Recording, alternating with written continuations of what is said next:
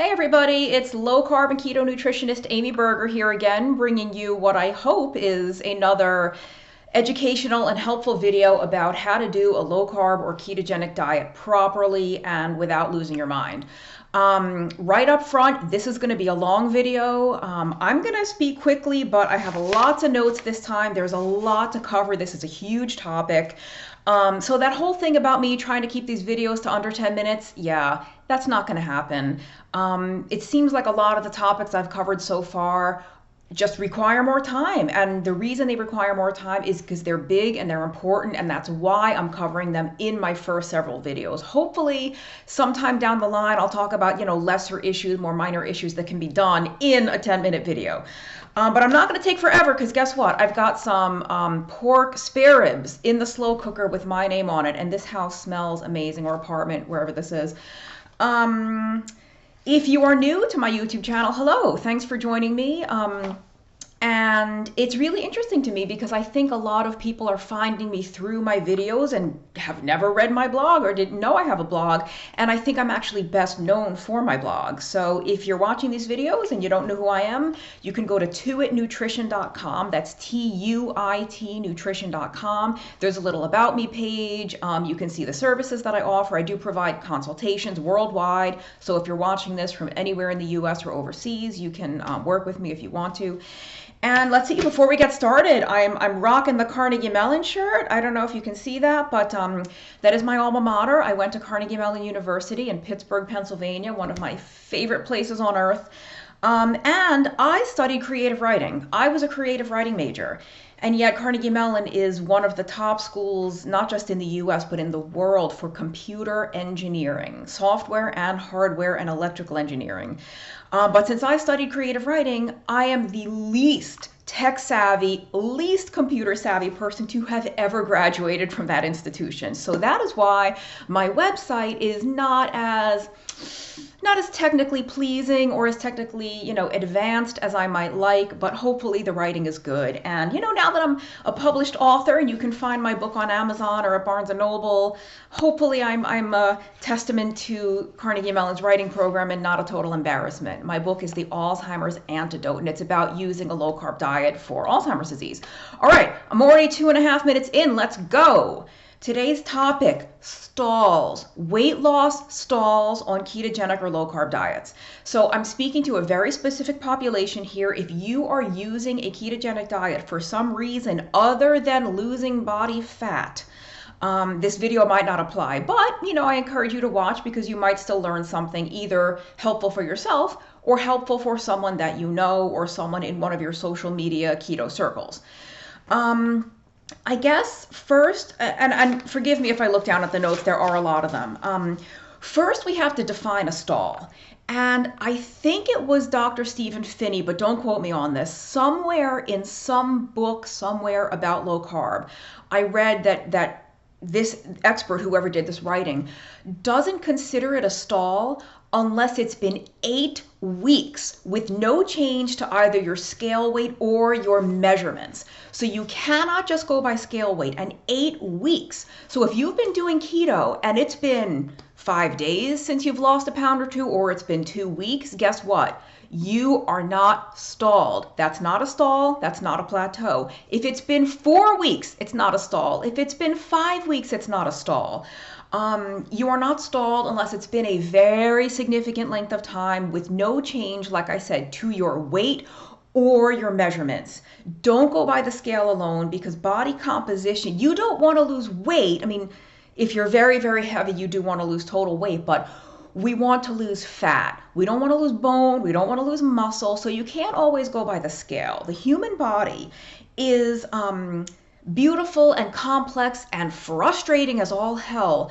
And it just does weird things sometimes that we can't even always explain. The weight's up, it's down, it fluctuates.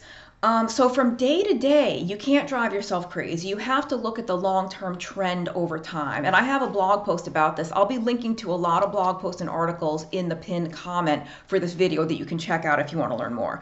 So you have to know that even if you are in a stall or a plateau, it's normal.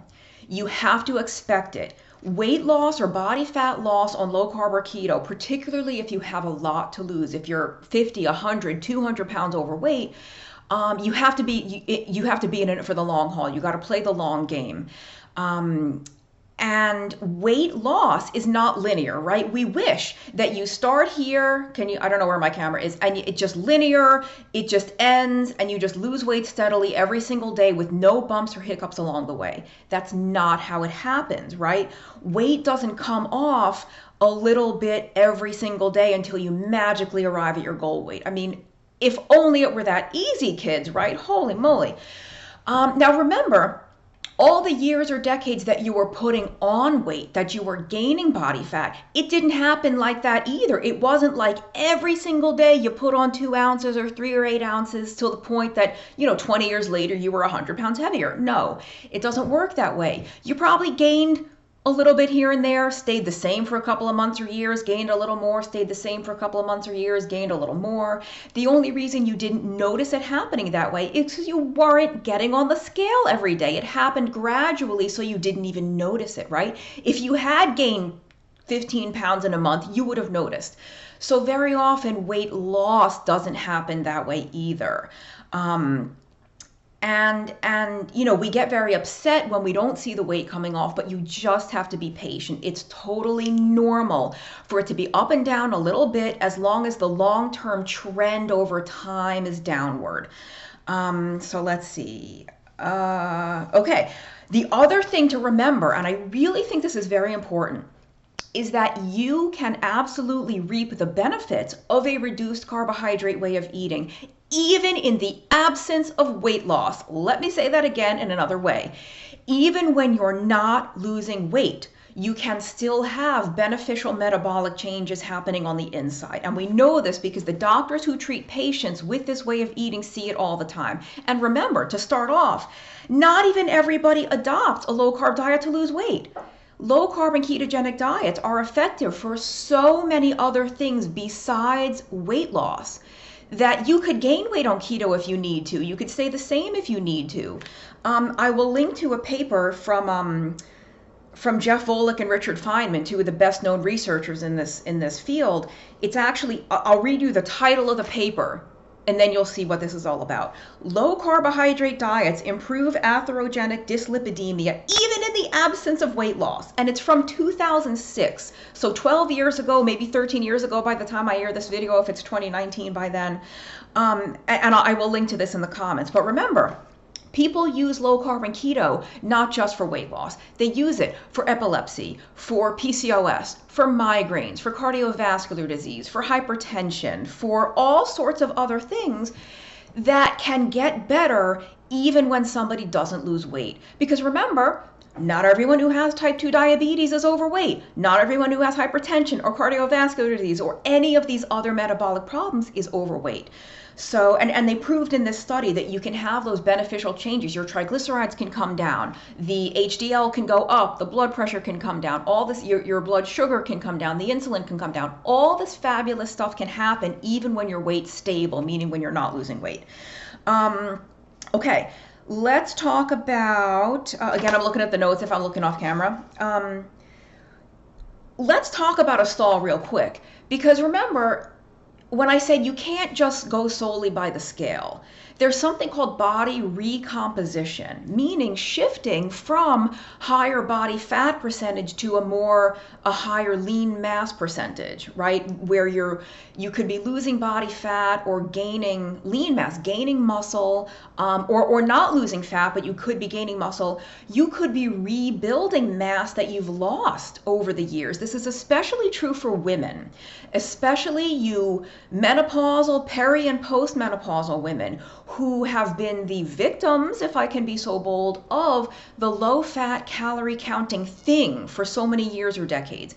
You may have been jettisoning, losing, getting rid of muscle tissue, of bone tissue that you are now rebuilding. Now that you're eating such a higher nutrient diet, which I hope you are if you're eating real food, good quality meats and vegetables and seafood and all that, now that you're getting many more nutrients, you may be rebuilding that critical tissue that you lost. Remember, I said you don't want to lose weight, you want to lose fat. And you might either be losing fat or not even losing fat, but at the same time regaining muscle mass, regaining bone mass. Especially if you're eating more protein, right?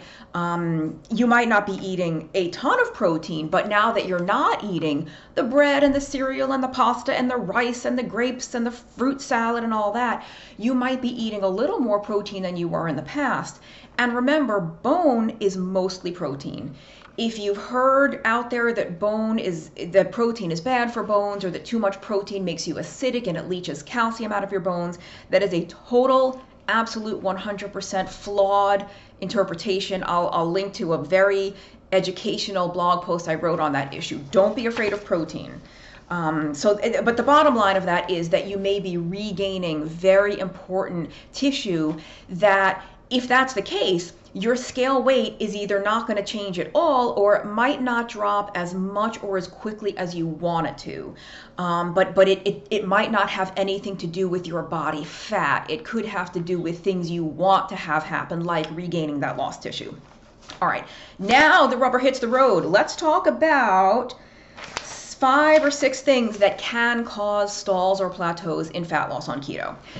The first one, too many carbs. Obviously, most of us, I've done this myself. I don't know many people in the low carb world who haven't done this.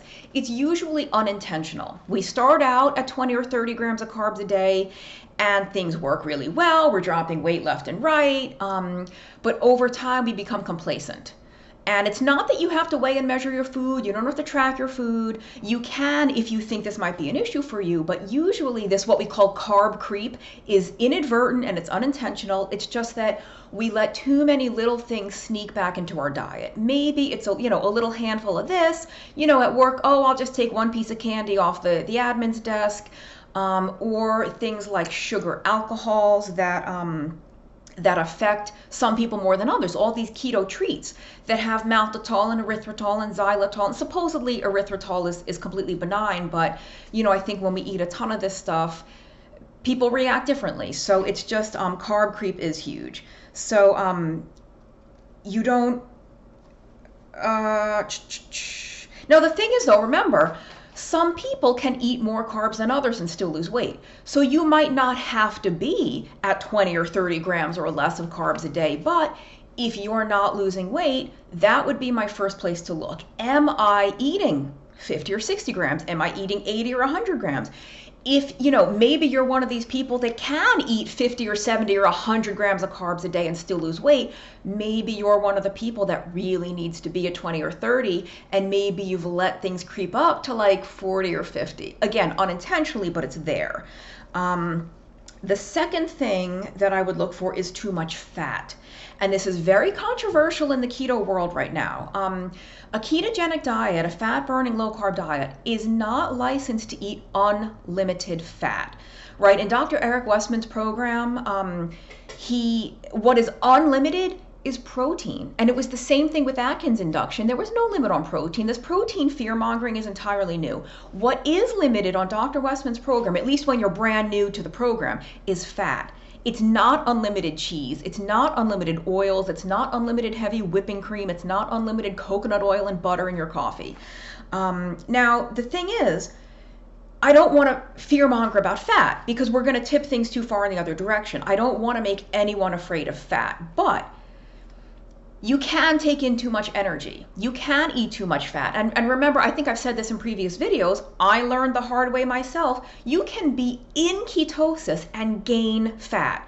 Just because you're in ketosis doesn't mean you're going to lose body fat. All ketosis means is that you are running on fat, that you're breaking down fat for fuel. But you might be breaking down all the cheese and butter and cream and nuts and whatever else instead of your own stored body fat, all this, the nice fat we have here, the nice hips and thigh fat. But again, I don't want to demonize fat. Fat is delicious. It's the sine qua non of this diet. But the too much fat is especially bad when you've combined it with number one, which is too many carbs. It only takes a very, very small amount of extra carb to kind of block the fat burning. I hate to say shut off. I don't think it's ever completely stopped, but it only takes a very little bit of carb to interfere with that fat burning. So if you're combining slightly higher carbs than you realize with a great deal of fat, now you're in the gray, hellish purgatory zone of metabolism. You're eating enough carbs that you're in carb burning mode, but you don't realize you're eating that many carbs, so you haven't cut back your fat. You're eating high fat as if you're on something like an Atkins induction or a Dr. Westman page 4, but you're not eating that low an amount of carbs. So you have the kiss of death. What you have, without meaning to have it for yourself, is a high carb, high fat diet. Maybe not high carb for you if you need to stay really low. That's the kiss of death, right? That's what made us all fat and sick in the first place. And that's where you are unintentionally. You've put yourself back there. Number 3 thing that can stall fat loss on keto: medications. People, I can't tell you how many clients I've had that have struggled to lose weight, and it's a direct side effect of some of the medications they're on. The biggest classes of drugs that can interfere with fat loss, obviously exogenous insulin, meaning insulin injections. There's a lot of different drugs for type 2 diabetes that can interfere with fat loss. Some of them actually seem to help fat loss, but a lot of them make you gain weight. And some of the mechanisms by which some of the drugs make you gain weight is they increase your insulin secretion. I would argue that insulin and any drug that increases insulin secretion is probably going to either make you gain weight or make it very difficult to lose weight that you might otherwise lose, even on a low carb diet. Steroid medications, right? Prednisone, corticosteroids, these are like corticosteroids, pain injection medications, anti-inflammatory medications. Even the nasal sprays, people take steroid nasal sprays when they have allergies. That is now being shown to interfere with fat loss. I've heard that from a couple of the keto MDs that I know.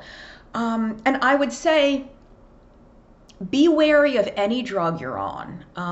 Read the side effects. Hopefully if you get it from a pharmacy, it comes with a nice, very detailed list that everybody just throws away. Read it. If you're struggling to lose body fat, see if weight gain is a side effect or if difficulty losing weight is a side effect. There are always even what we call paradoxical responders to drugs, right? Drugs where somebody experiences the opposite of the intended effect. A drug that's supposed to make you lose weight makes you gain weight. A drug that's supposed to help you sleep wakes you up. What have you. For the most part, drugs work the way they're supposed to in most people, but we always have these outliers, these what we call paradoxical responders. So just operate under the sort of principle that any drug can do anything. If weight gain or inability to lose weight is not a known side effect of whatever drug you're on, entertain the possibility that it could be for you. And I hesitate to recommend Dr. Google, but there's a lot of things that happen to people on drugs that won't be in that leaflet that comes with the drug when you get it from the pharmacy. Go online, try to find a reputable forum, and see if anyone else has experienced similar issues to you on that particular drug. And I'm not a physician. I'm not telling anyone to stop medication. What I am encouraging you to do is educate yourself about the meds you're on. More than anything, you need to understand the mechanism of it. Not just, oh, well, this is a blood pressure medication and it makes my blood pressure lower. How does it do that? Oh, this is a diabetes medication, it brings down my blood sugar. How is it doing it, right? If it's doing it by increasing your insulin secretion, probably going to make you gain weight. But anyway, that's just saying that this happens. Take note of the medications you're on. I was a paradoxical responder to that product, Natural Calm, the magnesium citrate powder. The first time I used it, I was up all night. I was wired, ready to go. That hasn't happened since, so maybe it was just a weird coincidence and it had nothing to do with it, but there is paradoxical response. All right, we're coming up on 20 minutes. I got to start talking fast. Hormones, number 4. Unbalanced, out of whack, crazy hormones. Women, you know what I'm talking about. Men, maybe you know too, but more the women. Postmenopausal women seem to have more trouble than anybody losing fat. There's many reasons for this. It's not just hormones, but certainly weird, wacky hormonal changes are absolutely a part of it. Cortisol is a hormone, right? Cortisol is the fight or flight hormone, the stress response hormone. And one of cortisol's jobs is to raise blood sugar. It's, at least in theory, supposed to like give you the energy to fight or flee. When you're in a very stressful situation, the cortisol, like, I think adrenaline does the same thing. They raise your blood sugar, which is great if you have to run from a tiger on the savannah. When was the last time you had to do that? The stressful things we encounter now are sitting in traffic, or our child is crying all night long and we're not sleeping. Our boss is a jerk. We have a problem at work. And so we might be swimming in cortisol all day. And even when you eat a low carb diet, if your cortisol's high, your blood sugar is probably going to be higher than it would otherwise be. And if your blood sugar is going to be higher, what else is going to be higher? What? Insulin's going to be higher. All that stuff that interferes with fat loss is going to be higher. So let's see, did I forget anything? If you think you might have this problem, look online for Cushing's disease, Cushing''. Now, Cushing's disease is a severe, rare form of like a cortisol secreting tumor. So that's not a common problem, but there's something called subclinical Cushing's disease or Cushing syndrome. And I think that this is pretty, I wouldn't say common, more common than we would expect, and certainly more common than full-blown Cushing's disease. There's a very interesting graphical representation of a Cushingoid body, the body shape of somebody that has Cushing's. And so you wouldn't look quite this severe, but you might have some of the same appearances. And the reason I know about this is because I suspected I had this at one point in my life. I actually had super sky-high cortisol, like almost off the charts. It was like my doctor said, like, I've never seen anything like this. And I had so many of the classic Cushing signs and symptoms. And I didn't have the tumor. I mean, I didn't have Cushing's, but what I did have was chronically elevated cortisol. And some of you out there may have that too. Now, the thing is, a lot of Cushing symptoms overlap with other things like hypothyroidism, like estrogen dominance. And it's possible that they all actually are interrelated. They're all hormonal imbalances. So it's possible that they exacerbate or each other or are related. So my point is, if you have some of the symptoms, if you look up Cushing's, if you have some of those, it doesn't mean you have Cushing's. You could have something else, but evaluate your life. Do you think you are marinating in cortisol all day? Do you have a very highly stressful life? Again, so the hormones are just one more piece of this puzzle that could potentially interfere with fat loss on keto. Number 5, inadequate sleep. Inadequate sleep messes with cortisol. If you don't sleep, your body interprets that as a stress, right? As a stressor, your cortisol is probably going to be high. There's other hormonal things that happen when you don't sleep. There's changes to the appetite regulating hormones, things like ghrelin, things like leptin. And we all know, you've probably all experienced this, you're more hungry when you're tired, right? The next day when you have broken sleep or you've been up half the night, that box of donuts at the office looks a lot more tasty, doesn't it? It's a lot harder to resist. And the thing is, so you're more likely to give in when you're tired and feeling angry and just everything's not right in your head because you're tired. But even if you don't give in, even if you stick to your low carb diet, the way your body partitions nutrients, the way that your body metabolizes some of those nutrients might be different because of the hormonal changes that happen with sleep deprivation. Now, I don't think there's a lot of night shift workers and there's a lot of people that just don't sleep very much to begin with who don't have any of these problems. So I have to stress that things like insufficient sleep or the hormonal changes or the medications are probably much less severe in terms of their contribution to a stall than too many carbs or too much fat, and especially too much fat in combination with too much carb. So this isn't the first place I look. The medication isn't the first place I look. Sleep isn't the first place I look. Stress isn't the first place I look. But when everything else looks good, and I cannot figure out why someone's having a really hard time losing weight, then yes, I look to the meds, I look to the sleep, I look to the stress, I look to the other lifestyle factors. There could even be some nutrient deficiencies that play into this. So they're not, all of this stuff isn't unimportant. I just would look at carbs and fat first. Now, how about exercise? Does not enough exercise cause a stall? I don't think it does. Probably not. And part of that is because exercise is not required to lose weight on keto, right? I mentioned this in a previous video. Many of the low carb doctors we know have patients that are in wheelchairs or they're quadriplegics or something is preventing them from getting the type of physical activity or deliberate actual workouts that many of us would do, and they're doing fine. They're still losing weight, they're still getting off their meds for type 2 diabetes. All this good stuff is still happening, and they are not exercising. And there's many, many people. You guys know Dr. Tro Kalajian. He's out of New York. He's awesome. You'll find him on Twitter. Dr. Tro lost like over 100 pounds. It might even be 150.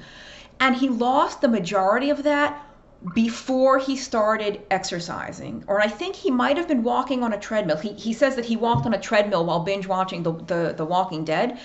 And not like power walking, just walking slowly. So he wasn't like working out, and he lost a lot of weight. Now, he had a lot of weight to lose. I think the more weight you are looking to lose, the less important exercise is.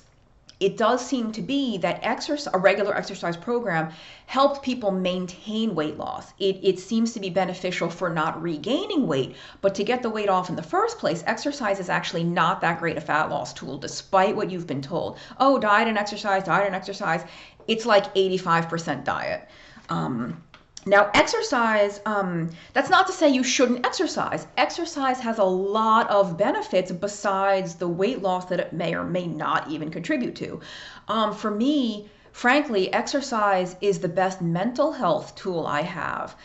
It does make me feel good physically, but it's probably the best antidepressant I have besides my thyroid medicine. So there's a lot of reasons. There's cardiometabolic health benefits for exercise, but don't expect to exercise and lose weight. I mean, I learned the hard way through 2 marathons that running did not make me lose a dang ounce. I mean, it just was useless for weight loss. I felt healthy. I wasn't thin. It didn't help me lose weight. So if you're already exercising, don't stop exercising. You can keep exercising, but just don't think of it as being a fat loss tool. Think of it as a health tool, and as a mobility tool, and as a staying active as you age tool. Now that's, again, it's not to discourage you from starting an exercise program if you don't currently exercise. I don't think exercise is useless.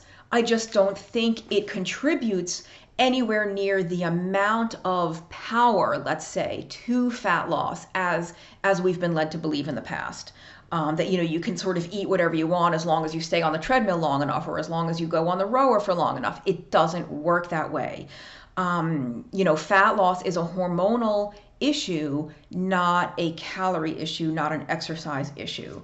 So all right, now we're coming up on we're over 28 minutes, so I'm going to end, but what I'm going to leave you with is one of the most powerful things when it comes to inability to lose weight, even when you're doing a ketogenic diet or a low carb diet, that I didn't mention here because it's so big and so important, and I'm so passionate about it because of my own personal history, that it's getting its own video, and it could probably get its own 3 videos, but I'll try to keep it to 1.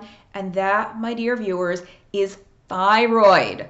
Messed up thyroid function is going to give you a hell of a time losing weight on keto, no matter how disciplined you are with diet and exercise. No matter how disciplined you are with diet and exercise, if your thyroid hormones are not where they need to be, you are going to struggle mightily. I see this in my clients all the time. That's all I'm going to say about it, because I will have a whole separate video, so stay tuned for that. If you think you have a thyroid problem, or you're already dealing with a known thyroid problem, stay tuned for the next video. It's for you, it's for me, it's for everyone out there who's struggling and doesn't understand why they can't lose weight, doesn't understand why they're depressed and constipated and their hair's falling out and they're cold all the time and they feel very blah and their pulse is low and their blood pressure's low. you might have hypothyroidism. Stay tuned for that one. So house cleaning items before I close out. Please subscribe to this channel, my 2 It Nutrition channel. If you find these videos helpful, hit the subscribe button, share these videos on your social media. You are welcome to send me suggestions for videos you'd like to see, for ideas you'd like me to talk about. I have received a couple of them, and so I have a couple more videos of my own to do that were my own ideas, and then I'll get to some of the suggestions people have already sent in. You can email me at tuitnutrition@gmail.com, tuitnutrition@gmail.com. If you find these videos helpful, if you find my blog helpful, I don't have a Patreon account, but you can just feel free to send me $2, $5, $10 via PayPal to that email address, tuitnutrition@gmail.com. Finance my next cup of coffee, buy me a can of sardines or a bag of pork rinds. Keep me fueled and caffeinated so I can keep writing and making these videos. What else? I updated my somewhat pathetic looking website for now with a new About Me tab. Well, the beginning is new, the rest is old, and new packages. I'm back to giving longer term support. For a long time I was only giving like one-time consultations, but I'm just not satisfied with that. I want to be able to follow up with people and to help them change things as needed, and I can't do that if I'm only on the phone with them once. So you can check out the I think that the tab says work with me, so you can check that out. And I think that's about it for now. Thanks so much for watching. I really hope this is helpful, and I will see you next time when we're going to go deep dive on thyroid. Take care.